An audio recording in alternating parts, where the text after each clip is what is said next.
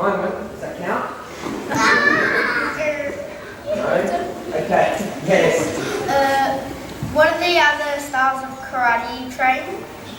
I've done Shotokan when I was young. When I was 12, I started doing Shotokan training, which is sort of what we do as well. And then I also have done Goju. So everything that GKR does. Yep. Yes. How long have you been karate? Too long. Something like 2 years. 2 years. Yes.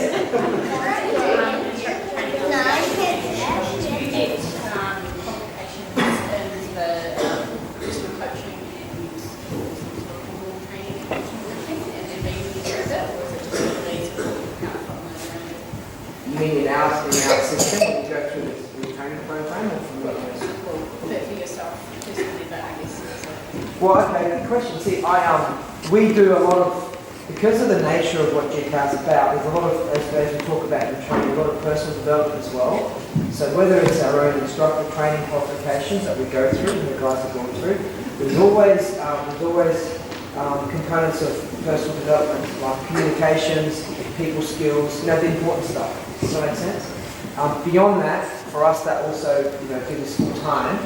We're always looking for, personal development training, people skills, communications, leadership, everything to do with, I guess what it needs to become a better person. Everything we do. So, and all of us, there's different ranges of stuff. Like I've done coaching courses and stuff as well, in the last few years. But that's all part of my ongoing training, if that makes sense, yeah?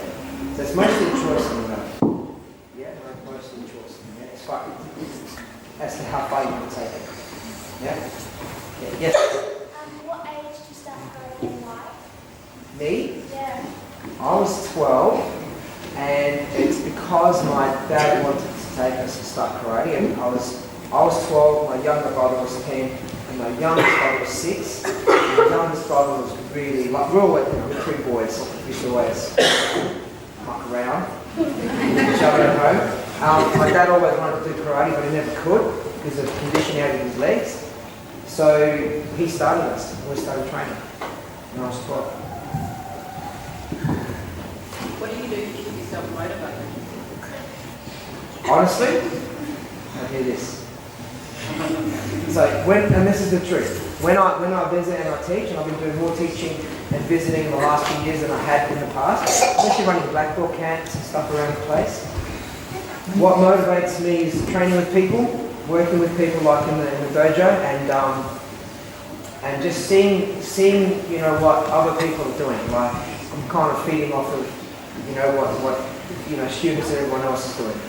So that really motivates me. That really kind of inspires me as well.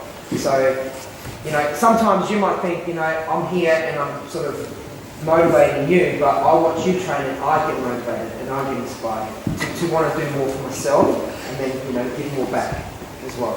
Yeah? Cool. Yes? When you compare the Japanese style to the Okinawan style, where do you see GKR in that spectrum? Good question. All right, so GKR, obviously we've always promoted ourselves as a Japanese style of martial art because that's where a lot of the mainland karate has come from, like as it's spread outside of Japan. I'm talking about the Shotokan, some of the Goju that's most, driven by Japan. The Okinawan styles, they seem to be a lot more based around, how it evolved from the beginning. So there's a lot more application involved, a lot more, and that's where I think we're heading more towards.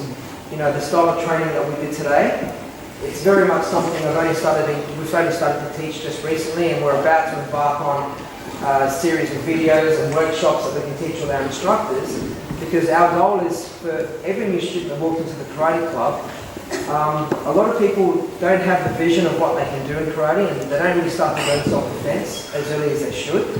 And I think if we can change that, people will stick around more and they'll get the value from karate rather than getting bored, because karate, like most everything you do in life, it's either going to be boring or exciting. Does that make sense? The ability for us to turn it from something that could be boring and mundane, like repetition and no meaning behind stuff, to something that's a lot more real. That's a big game changer.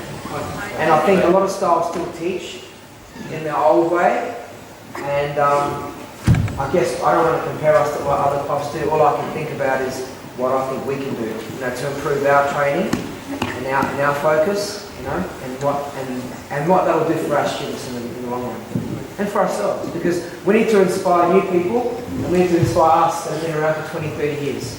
Does that make sense? Everyone has to be inspired to grow and develop. Yeah? Does that make sense? Awesome. Okay, quick couple of questions here. You guys have asked more questions than anyone else in the world combined, which is good. Because I'm not flying out till tomorrow morning. Now I know why you said it tomorrow. Yes. Yes. How good are your brothers now? They're good. They're okay. We all got black belt. Yeah, we all got the black belt. My youngest brother, he got the black belt when he was like 11, 12. He was one of the youngest in Shihan at the time. He got the black belt. That's 12. Yeah. But yeah, they're good things. I'll let them know so much. Are you going to Auckland for the Nationals? Oh, I can't. Sorry.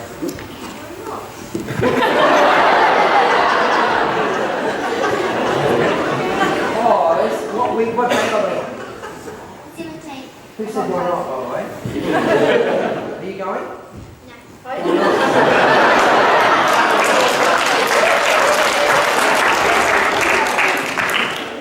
For you, it's like just up the road. For me, it's like. No, we've got other plans that weekend. Really? Are you guys coming to the Australian Nationals? Okay,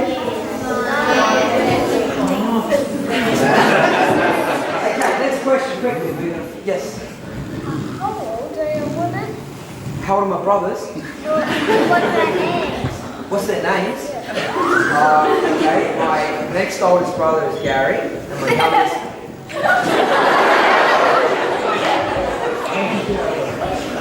My youngest brother's name is Stacey. Okay,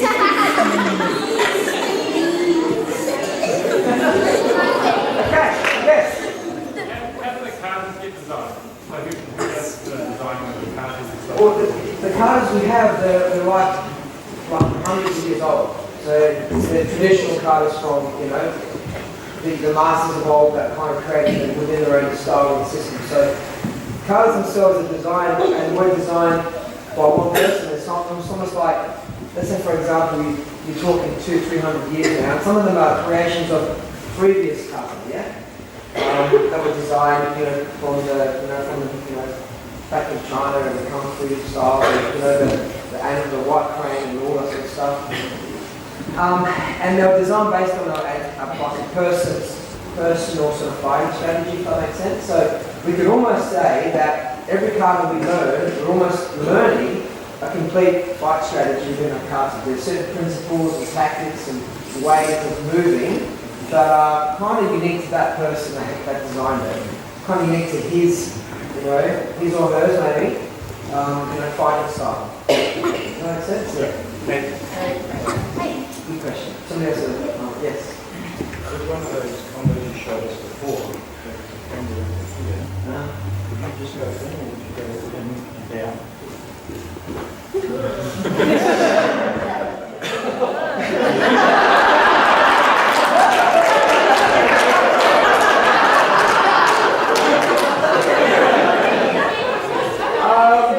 I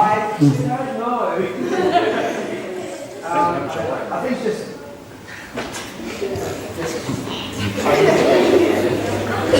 yeah. You can go when you go through years young, you can go in the back. It just depends on what level you are. From the fence, just if you got time, get it. If you got more time, just do this.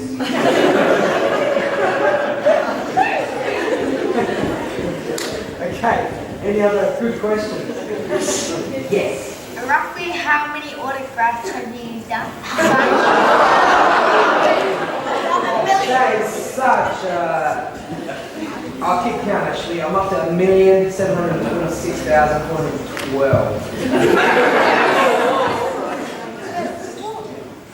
No, I'm not doing that, okay. Thanks, guys.